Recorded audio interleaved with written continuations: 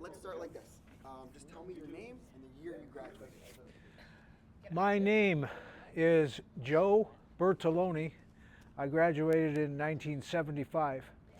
I'm better known as Jojo Bertolone, but I'm not Jojo anymore. Just Joe. Just Joe. And then if it's easier, you can talk to me instead of looking at the camera. Okay. All right, looking back 50 years, we're Right. now in 2025. What stands out most to you about the 1975 season? It could be a match, a moment, a feeling. The whole season. The whole season. From the national tournament the year before in Wilkes-Barre until the national tournament right here in our gym, and winning the national championship. The whole season stands out. For someone who has never experienced that or dreams of experiencing that, what was the emotion like leading up to the championship, during it, afterwards?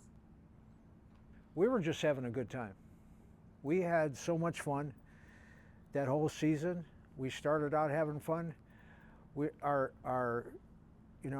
continued, like I said, from Wilkes-Barre, and we trained and we went to Florida and we had a good time. Everything was fun.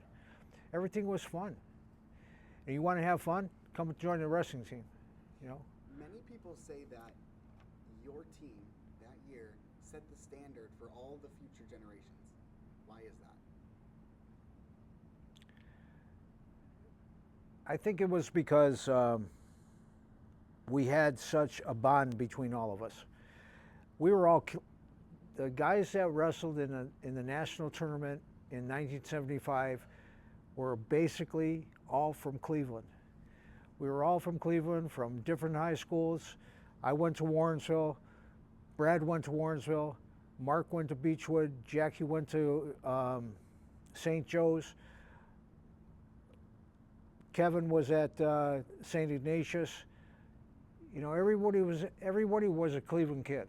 And that's what made it so special. That's what made it special more than anything, is that we were all from Cleveland, and we were bringing wrestling from Cleveland, from the ground roots of Cleveland, to a national prominence. All right, Coach DiCarlo, what kind of impact did he make on you then, and does his impact still carry some weight to it today? Yeah.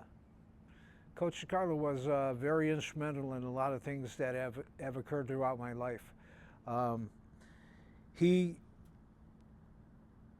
pursued me to come to John Carroll, and I didn't know that I wanted to come here. Actually, I wanted to go to Ohio State, but Ohio State was just too darn big. I wanted to play football also, and he gave me the confidence that I could come here and play football and wrestle, which was an attraction for me. Unfortunately, I wasn't able to play football in my freshman and sophomore year. I did play football my junior and senior year, but and plus the influence that he had on me as far as development as one of my teachers in my coaching classes.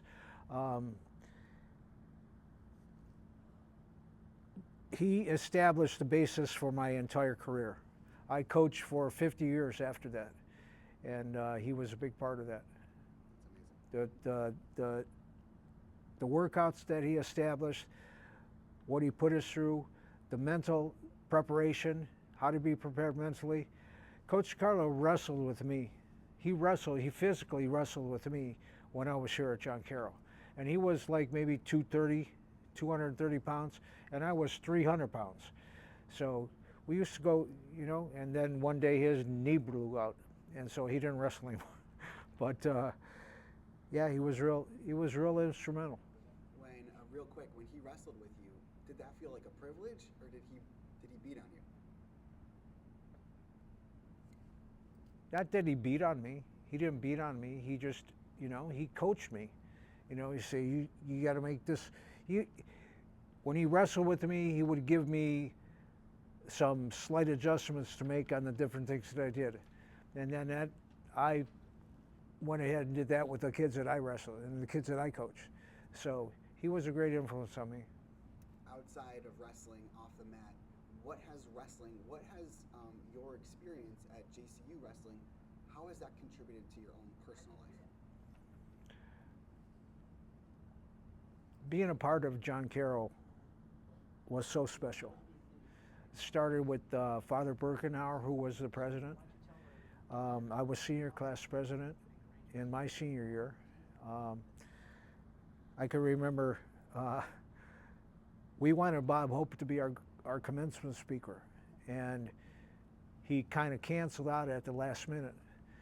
So I asked Father Birkenauer if I could come to his office, and I wore a sport coat, and I had 2 cans of beer in my jacket.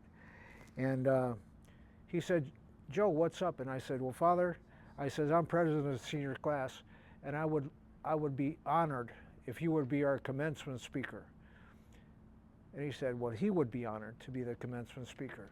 And he says, "Do you want to shake on that?" I says, "No, let's drink on it." And I pulled those 2 beers out, and he said, and he went and got 2 Pilsner glasses with John Carroll seals on them off his shelf, and we poured those beers and we toasted that. So it was a special relationship from the top man through everybody that we had here. You could talk to my Dr. Miller was the chairman of the speech department. And Coach Schweikert. There were so many men that were, and that carried through. And to be able to do that was a special thing.